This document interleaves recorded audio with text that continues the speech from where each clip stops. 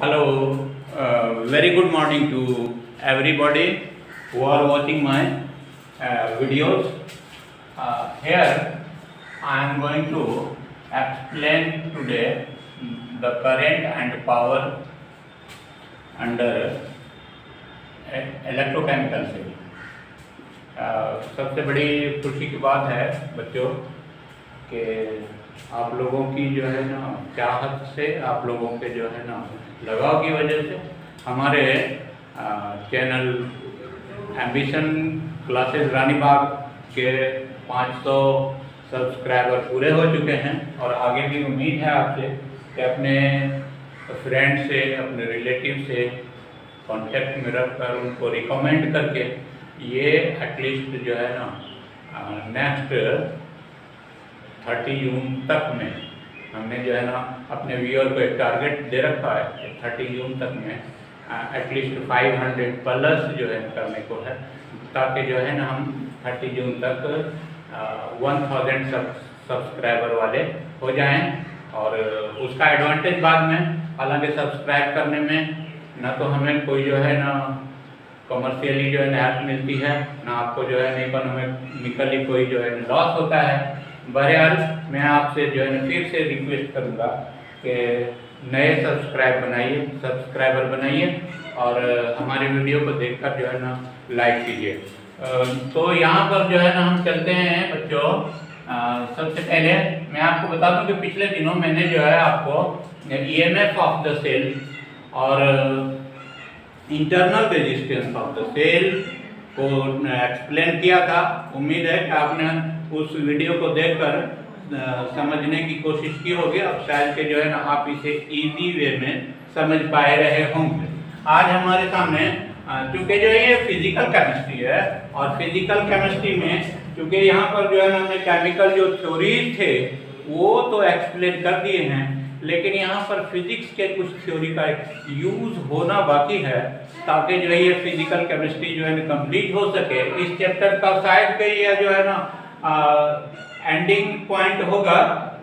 सबसे पहले मैं आपको बता दूं कि यहाँ पर जो है ना हमने क्या जान लिया है, EMF ऑफ द सेल, और क्या जान लिया हमने, internal resistance of the cell.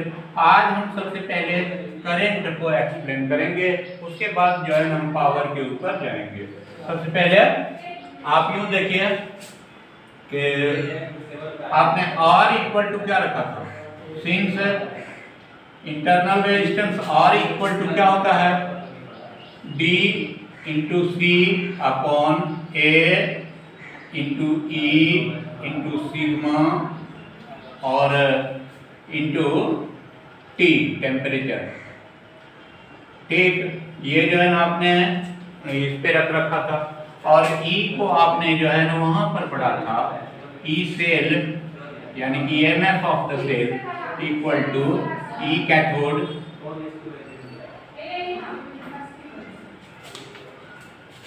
Cathode minus E anode, यानी कि EMF क्या है कि E एनोड। ये आपने जो है ना पढ़ रखा था। क्या है कि EMF को आपने ऐसा पढ़ा था और इंटरनल रेजिस्टेंस को ऐसा पढ़ा था। आज हम ओम के रूल का थोड़ा सा यूज करेंगे यहाँ पे, क्योंकि ओम्स लॉ क्या कहता है, ओम्स लॉ कहता है कि अगर पोटेंशियल डिफरेंस क्रिएट किया जाए, यानी कि किसी भी जो है ना इलेक्ट्रिकल सर्किट में करंट फ्लो कराई जाए, तो करंट जो है ना वो कितना फ्लो करेगा, कैसा फ्लो करेगा, तो as according to the voltage across 2 point. यहाँ पर सर्किट है, कोई इलेक्ट्रिकल सर्किट है, तो ओम ने क्या कहा कि V इन्फिनिटी I, यानी कि किसी भी सर्किट में करंट जो होता है वेरी करता है as according to the voltage across 2 points, across the 2 end of a circuit. यहाँ पर आप इसको जो है ना और भी जान चुके हैं कि V equal to I R, यानी कि R क्या है, तो ये जो है ना प्रोपोर्शनल कांस्टेंट है ओम का। ओम का प्रोपोर्शनल कांस्टेंट R है और इस तरह से V equal to I R का आपने फार्मूला फिजिक्स के अंदर पढ़ा था। अब अगर जो है ना इसको हम इसी ओम के इसी रूल में से, इसी लॉ में से V equal to I R को हम देखना चाहें तो क्या होगा, हम यहाँ EMF ऑफ सेल की बात कर रहे हैं। हमें जानना है, हमें डिबेट करनी है, हमें बात करनी है terminal potential difference between to electrode, यानी कि जो इलेक्ट्रोकेमिकल सेल के दो इलेक्ट्रोड है, एक कैथोड है एक एनोड है, तो दोनों इलेक्ट्रॉन के बीच में, दो इलेक्ट्रोड के बीच में क्या है पोटेंशियल डिफरेंस। अगर हम सर्किट को क्लोज कर देते हैं, एक की लगा के उसको स्विच ऑन कर देते हैं, तब क्या होता है, अगर ये क्लोज सर्किट है तो डेफिनेटली इसका कोई जो है ओमिक रेजिस्टेंस होगा, और इंटरनल रेजिस्टेंस ऑलरेडी पहले से जो है इलेक्ट्रोकेमिकल सेल के अंदर का रेजिस्टेंस है। अब क्या होगा कि जैसे ही हम सर्किट को क्लोज करेंगे तो क्या होगा कि जो है इसमें से करंट पॉजिटिव से निगेटिव की तरफ फ्लो करने लगेगी, और फ्लो करेगी तो I होगा, I जो है क्या होगा कि पॉजिटिव से निगेटिव की तरफ आएगा, निगेटिव से जो है फिर क्या होगा कि इस ओमिक रेजिस्टेंस में यानी कि लोड रेजिस्टेंस में जो सर्किट को हम लोड देंगे वो जो है ना रेजिस्टेंस के डायरेक्शन में क्या होगा, करंट फ्लो करेगा, फिर वहां से क्या होगा कि I जो है वो फिर चलाएगा इंटरनल रेजिस्टेंस के होते हुए कहां, EMF पे, यानी कि सेल में आ जाएगा। करंट इसी तरह से जो साइक्लिंग करता रहेगा तो नेट जो है ना जीरो ही होगा। तो बहरहाल यहाँ पर जो है ना हम क्या देख रहे हैं कि ये जो है ना V की जगह पर यहाँ पर क्या लिखा हुआ है, तो E लिखा हुआ है, तो E इक्वल टू क्या हो जाएगा, E इक्वल टू हो जाएगा I और इंटू इक्विवेलेंट R। क्यों इक्विवेलेंट R? इक्विवेलेंट R क्यों? इसलिए कि इसमें दो रेजिस्टेंस हैं, इनका जो है कॉम्बिनेशन हुआ है, और ये जो है एक दूसरे के साथ किसमें है, सीरीज में लगे हुए हैं। किसमें लगे हुए हैं, सीरीज में लगे हुए हैं। तो ये जो है इक्विवेलेंट रेजिस्टेंस जो होगा वो दोनों ऐड हो जाएगा, यानी कि लोड रेजिस्टेंस और इंटरनल रेजिस्टेंस ये दोनों ही ऐड हो जाएगा। This means E equal to क्या हो जाएगा बेटा कि I into R load resistance plus internal resistance. यहाँ पर आप देखो कि जो है ना सब फिर क्या करोगे, अगर I को जो है ना डिराइव करना चाहोगे यहाँ पर से इसी ओम के रूल से, तो I इक्वल टू क्या हो जाएगा, E upon equivalent R equivalent या इक्विवेलेंट R। अब ये जो है ना क्या है, तो E अपॉन क्या है, R प्लस R है। अब इसको ऐसा करो कि इसको ट्रांसपोज कर लो, तो ट्रांसपोज करोगे तो क्या मिलेगा आपको, ट्रांसपोज करने के बाद E equal to I into R plus R मिलेगा, जैसा कि वहां पर लिखा हुआ है। अब इसको जो है मल्टीप्लाई करोगे आप तो I और R को यानी कि लोड रेजिस्टेंस को फ्लोइंग करंट से जो है ना मल्टीप्लाई किया तो IR मिला, प्लस जो है ना क्या मिलेगा, तो इंटरनल रेजिस्टेंस से R का या I का प्रोडक्ट मिलेगा। अब इसको आप क्या जानते हो, ओम के रूल में V इक्वल टू IR, क्योंकि V इक्वल टू IR तो इस जगह पर हम V को रिप्लेस कर सकते हैं। इसका मतलब ये हुआ कि E इक्वल टू क्या हो जाएगा, V प्लस IR। अब यहाँ पर ये V क्या है, V ही जो है ना potential difference between two electrodes in closed circuit है, यानी कि दोनों इलेक्ट्रोड के बीच में जो पोटेंशियल डिफरेंस है प्लस और माइनस का, वो कितना है, तो V minus E, V equal to E minus IR है। यहाँ पर ये बात तो क्लियर हो गई कि पोटेंशियल डिफरेंस बिटवीन, ये तो बात क्लियर हो गई। अब आगे और जाओ। अब यहाँ पर से ऐसा करते हैं कि जो है ना, चूंकि E equal to V plus IR है, तो हम क्या करते हैं कि V को ट्रांसपोज कर देते हैं, तो E माइनस वी हो जाएगा और इधर IR बचेगा। इस तरह से आप क्या देखोगे कि IR equal to E minus V, और I का वैल्यू तब क्या हो जाएगा, I का वैल्यू यानी कि current flowing through the circuit क्या हो जाएगा, E minus V upon R हो जाएगा। अब यहाँ पर ये बात तो क्लियर हो गई कि करंट कितना फ्लो करेगा, E माइनस वी। जब जो है ना किसी सर्किट को हम क्लोज कर देंगे इस तरह से इस सेटअप में, तो ये लोड रेजिस्टेंस है, यहाँ पर E होगा EMF of the cell, total working capacity है इसकी, और जब जो है हम क्लोज करेंगे तो उसके बीच में पोटेंशियल डिफरेंस पैदा हो जाएगा, दोनों इलेक्ट्रोड के बीच में एक पोटेंशियल डिफरेंस पैदा होगा जिसको हम जो है क्या कहेंगे, V कहेंगे।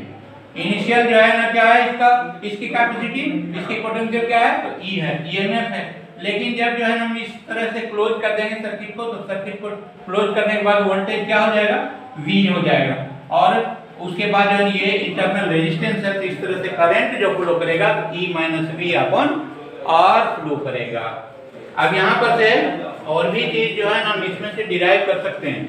देखो बेटा कि चूंकि V बराबर जो है ना क्या होता है, IR होता है, तो इसको जो है ना I इक्वल टू तुम और क्या लिख सकते हो, E माइनस IR लिख सकते हो, अपॉन क्या लिख सकते हो, R लिख सकते हो। इसको तुम आप इसको क्या लिख सकते हो, E अपॉन R लिखोगे, minus I R upon R लिख सकते हो। ये भी जो है ना आपका जो है ना निकल के आएगा।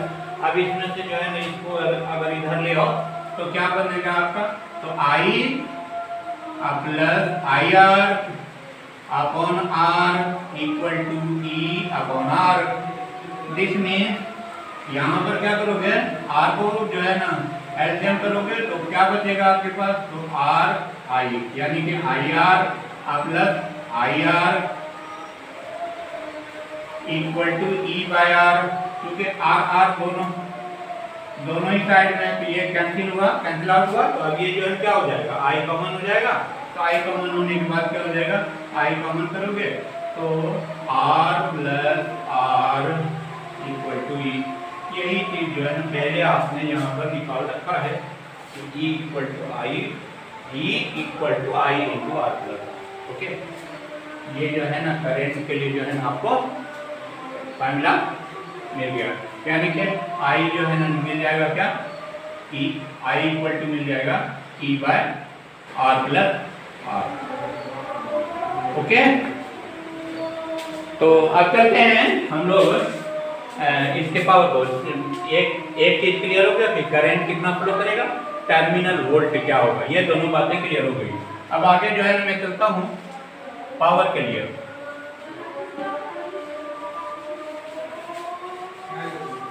आप पावर देखो इसका कैसे निकालोगे। पावर इक्वल टू क्या होता है, वर्किंग कैपेसिटी पर सेकेंड जो है, एवरी सेकेंड में कोई भी जो है ना मशीन आपका जितना काम कर देती है वह उसकी कार्य करने की क्षमता होती है, और कार्य करने की क्षमता जो होती है वही शक्ति कहलाती है, और शक्ति को ही जो है हम पावर कहते हैं। यहाँ पर पावर को हम P से लिखेंगे, और क्योंकि इलेक्ट्रिकल सर्किट है और इलेक्ट्रिकल सर्किट में पावर बराबर क्या होता है, since P is equal to W by T। अगर T जो है ना 1 सेकेंड होगा तो इसको वाट में जो है ना हम इसको जो है कहेंगे। अब यहाँ पर जो है ना P क्या है, तो पर सेकेंड, यानी P क्या है, पर सेकेंड, यानी कि पर सेकेंड जो है ना कोई भी मशीन आपकी जितना काम करती है उसको उसकी शक्ति कहते हैं। अब यहाँ इतना बराबर क्या होता है, Q, W equal to Q V upon क्या, सेकेंड, यानी कि ये QV भी हो जाएगा। इसके सिवा जो है ना और आपका क्या होता है, तो V और I, Q के जो है ना डायरेक्टली प्रोपोर्शनल I जो है ना आता है, तो इसलिए P equal to V I होता है। ओमिक सर्किट में जो है ना आपने इस चीज को पढ़ रखा है। अब आपको जो है ना V क्या मिला था, इससे पहले वाले जो डिराइवेशन में आपने जो है क्या देखा था कि जो है ना यहाँ पर जो है मैं रफ करके फिर से आपको रिमाइंड करवा देता हूँ कि आई इक्वल टू जो है ना E upon R plus R होता है, और इसको जो है इधर ले आते हो तो आप क्या देखते हो कि आई से जो है आर को मल्टीप्लाई करते हैं तो वी प्लस क्या होता है आई आर होता है इक्वल टू ई होता है। तो v की जगह पर जो है ना आप इसको क्या करोगे ट्रांसपोज करके क्या निकालोगे v equal to E minus I R. तो यहाँ पर जो है ना I v minus I R E minus I R कर सकते हो आप। तो इतने ही बराबर जो है ना क्या हो जाएगा पावर वी आई है, तो वी आई इक्वल टू क्या हो जाएगा वी आई का वैल्यू जो है ना v की जगह पर e एवेल्युएट कर दो इसको e माइनस आई आर, और तब जो है उसके साथ क्या i, दिस मीन्स i को e से मल्टीप्लाई करोगे आप तो i e और माइनस क्या हो जाएगा आई स्क्वायर आर, ये पावर हो गया। आप इस रूप में भी जो है ना पावर को जो है ना लिख सकते हो। तो पावर जो है ना इसको भी जो है ना आप देख सकते हो। आप इसको जो है ना क्या करोगे यहाँ पर लाकर ऐड भी कर सकते हो, तो इससे भी आई और ई एम एफ दोनों ही निकलेगा। अब यहाँ पर पावर वाले जो है ना फार्मूला से जब आई ई माइनस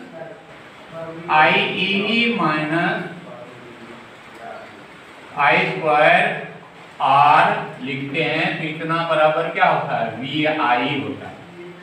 अब सोचो यहाँ पर जो है ना आई कॉमन कर सकते हो कि नहीं कर सकते हो, कर सकते हो। तो करोगे तो क्या बनेगा ई माइनस आई आर बनेगा, ई माइनस आई आर, और इधर क्या हो जाएगा वी आई।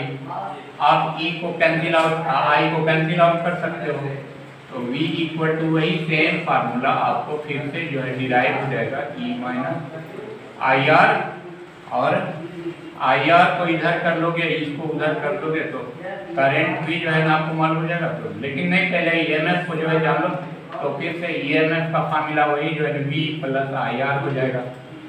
और अगर जो है ना i डिराइव करना चाहते हो तो i इक्वल टू क्या हो जाएगा आई आर इक्वल टू हो जाएगा क्या E माइनस वी यानी E M F minus terminal voltage. आप जो है ना क्या करोगे अगर I मालूम करना है तो I इक्वल टू क्या हो जाएगा E minus V by R हो जाएगा। और अगर इंटरनल रेजिस्टेंस पता करना चाहते हो तो E minus V upon I कर दोगे, यानी कि फ्लोइंग करंट को आप जो है एम्पीयर मीटर से जो है ना मालूम कर सकते हैं। किसी भी सर्किट को उस तरह से जो है जैसा डायग्राम था उसको क्लोज कर देंगे, और उसके बाद जब उसमें फ्लोइंग करंट को काउंट करके और ईएमएफ ऑफ द सेल पहले ही से पता होगा, या जो है नहीं तो जो है ना ईएमएफ को हम इससे ई कैथोड माइनस ई एनोड करके, या जो है ना दो चूंकि पॉजिटिव माइनस निगेटिव जो है ना एनोड का प्लस हो जाता है, तो ई कैथोड प्लस ई एनोड दोनों को ऐड करके ईएमएफ जो है ना पता कर लेंगे।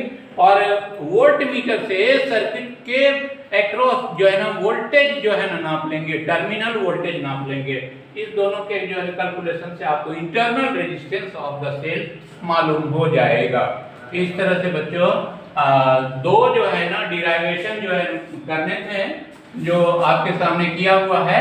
इस तरह से जो है ना आपने देखा क्या कि जो है ना दोनों डिराइवेशन बहुत ही इजी एकदम से जो है इजी, चूंकि जो है ना आपने फिजिक्स के वो थ्योरीज जो है ना पढ़े हैं और उसी का हमने यहाँ पर एप्लीकेशन किया है, इजी वे में किया है। हालांकि फिजिक्स के पढ़ते टाइम में आपको कितना इंट्रिकेशन हुआ होगा, कितना कॉम्प्लिकेशन से आप गुजरे होंगे मैं नहीं कह सकता, लेकिन एक्चुअली है क्या कि जो है ना किसी भी चीज को जितना इजी कर सकोगे तो आपकी अंडरस्टैंडिंग ही से वो इजी होगा।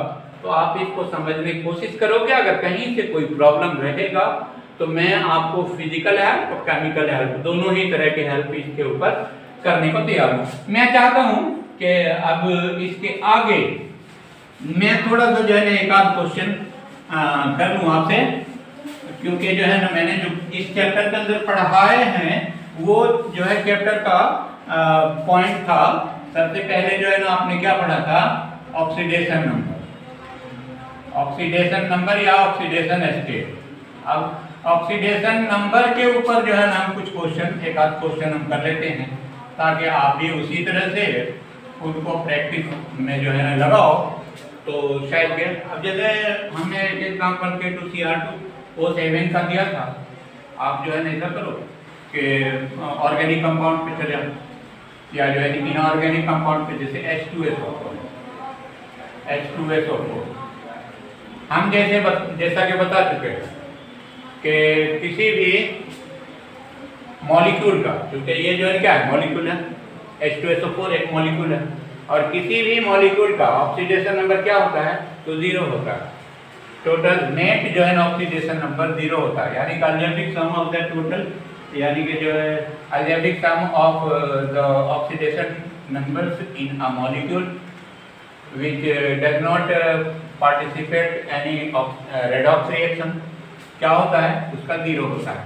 अब यहाँ पे मैंने आपको एक चीज और जो है ना बताया था कि जो है ना क्लू बताया था पीरियोडिक टेबल के एग्जांपल से लेके, कि जो है ना ऐसा करो कि आप देखो पीरियोडिक टेबल को, ग्रुप फर्स्ट का जो है ना ऑक्सीडेशन नंबर +1 कहा जाता है, ग्रुप सेकंड का जो है क्या कहा जाता है, +2 कहा जाता है, ग्रुप 13 का जो है +3 कहा जाता है, 14 का जो है +-4 कहा जाता है, 15 का जो है ना -2 कहा जाता है, और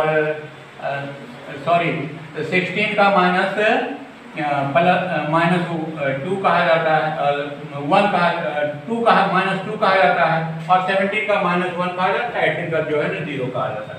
वो जो है ना उसको दिमाग में रख के, और तब इसके जो है ना जिस एलिमेंट का, जिस आइटम का जो है ना ऑक्सीडेशन नंबर आपको पता करना है, उसको जो है ना पता करने की कोशिश करोगे।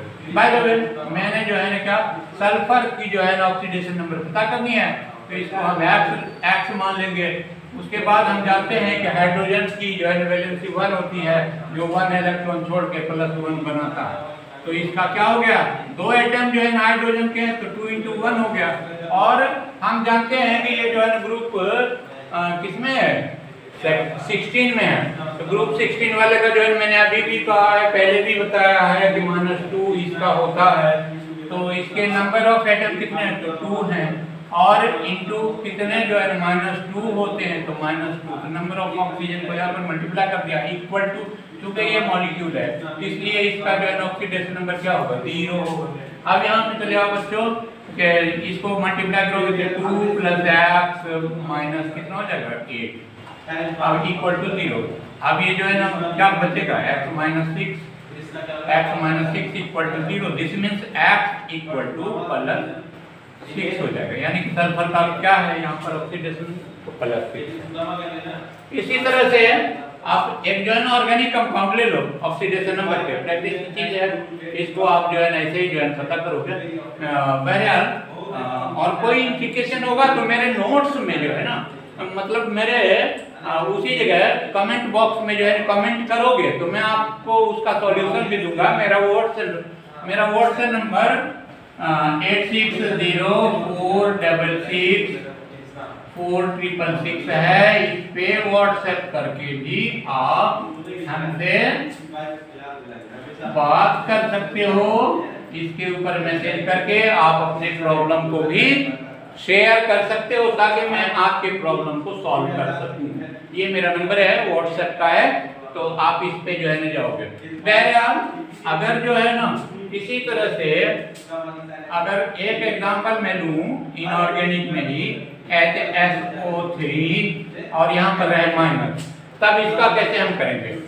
सबसे पहली बात इसको भी जो है ना हमने ऑक्सीडेशन स्टेट पढ़ाते टाइम में पढ़ाया था कि जो है किसी भी रेडिकल के ऊपर जितना चार्ज होता है वही उसका नेट जो है क्या होता है, सम क्या होता है उसका, वही जो है उसका ऑक्सीडेशन स्टेट होता है। तो यहाँ पर जो है ना हमको किसका फिर x का ही मालूम करना है, s का ही, इसको x आप मान लो।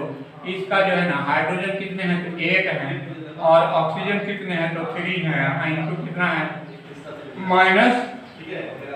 -2 इसका हो जाएगा, इक्वल टू क्या हो जाएगा 1 माइनस का -1 यहाँ लिखा जाएगा। अब आप क्या करोगे तो 1 + x और माइनस कितना हो जाएगा -7 इक्वल टू -1। इसका मतलब क्या हो गया, x माइनस कितना हो गया 6 हो गया, x - 6 यहाँ पर कितना है x माइनस 6 इक्वल टू -1, तो x इक्वल टू क्या हो जाएगा -1 plus 6 this means plus 5।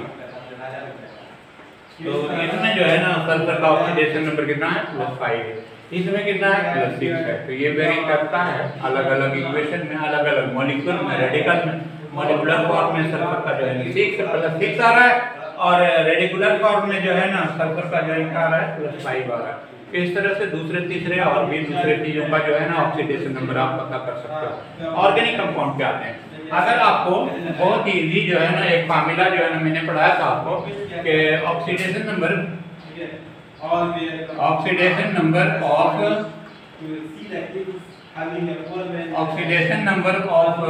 Organic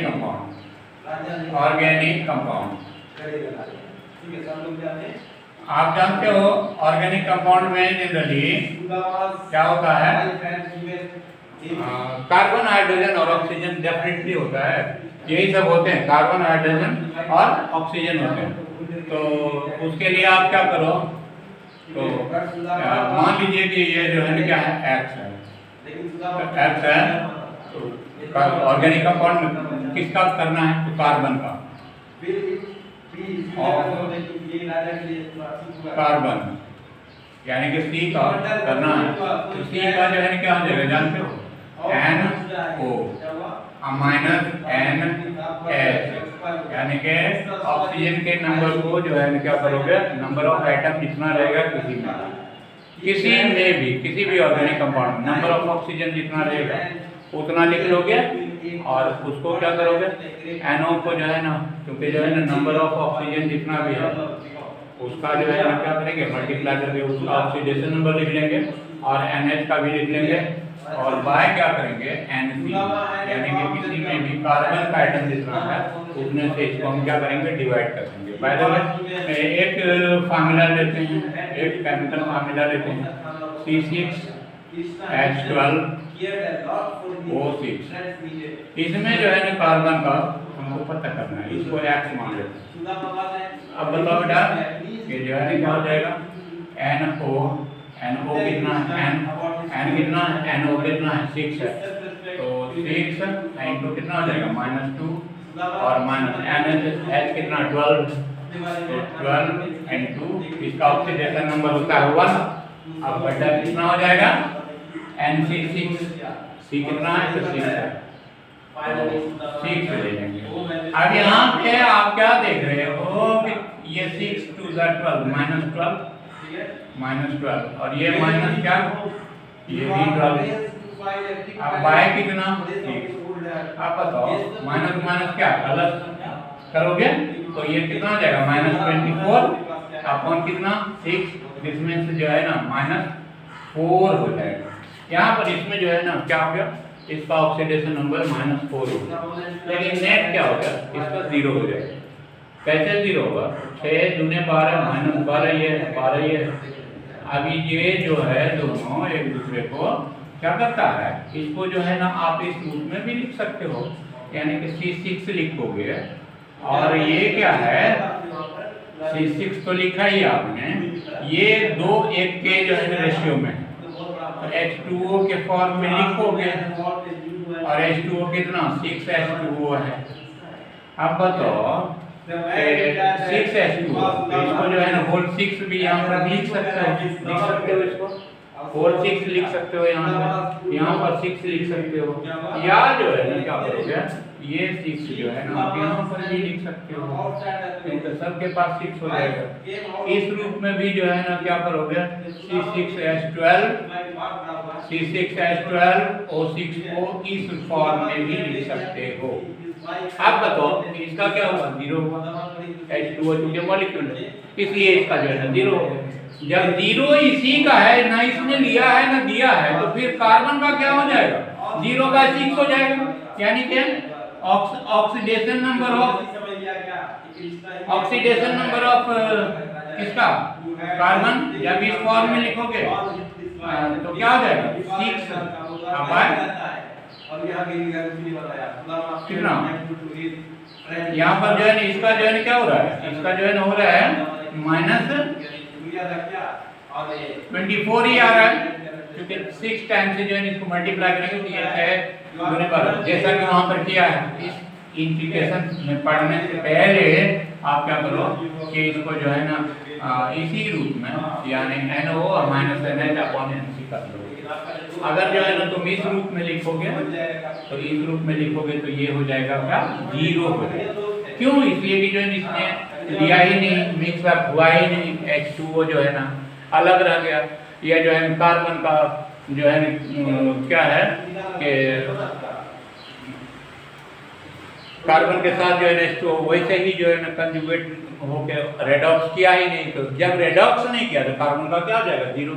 तो जब इस रूप में लिखेंगे मतलब कि C6COH2O ऐसा लिखेंगे, या C6 क्या H2O होल 6 में 6 के फॉर्म में लिखेंगे तो ये जो है 0 है इसका, तो इसका जो है ऑक्सीडेशन नंबर क्या हो गया, 0 हो गया।